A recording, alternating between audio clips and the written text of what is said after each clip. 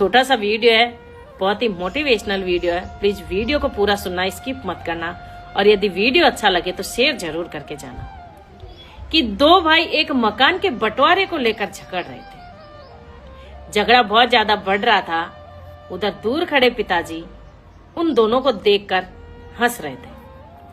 तभी दोनों भाइयों का ध्यान अपने पिताजी पर गया तो वो देखकर सन्न रह गए और अपने पिताजी के पास जाकर बोले कि पिताजी, हम दोनों यहाँ पर झगड़ रहे हैं और आप हो कि दोनों को देखकर हंस रहे हो।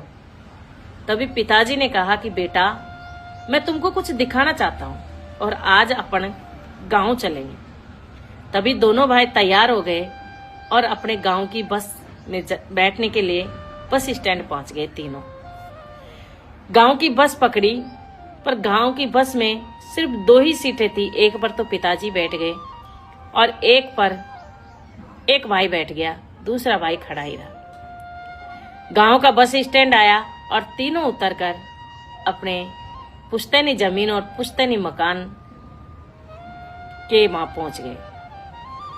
तभी पिताजी ने अपने मकान की तरफ हाथ करके कहा कि देखो बेटा, ये मकान जो देख रहे हो तुम, इसकी हालत कैसी हो रही है।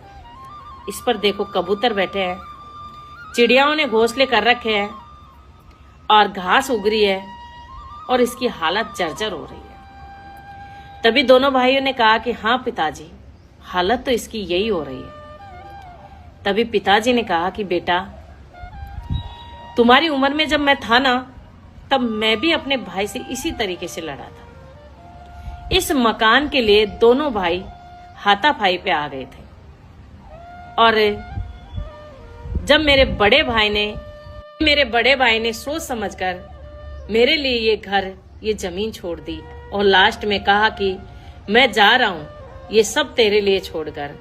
भगवान मुझे खाने को देगा तो मैं खा लूंगा, वरना मैं भूखा मर जाऊंगा।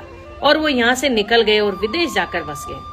विदेश में आज उनके कोई कमी नहीं है, बहुत पैसे वाले। और आज देखो मैं यहाँ का यही हूँ। तो मैं तुमसे कहना चाहता हूँ कि मैंने इस जमीन और इस मकान के चक्कर में मेरा भाई खो दिया, मैंने रिश्ता खो दिया।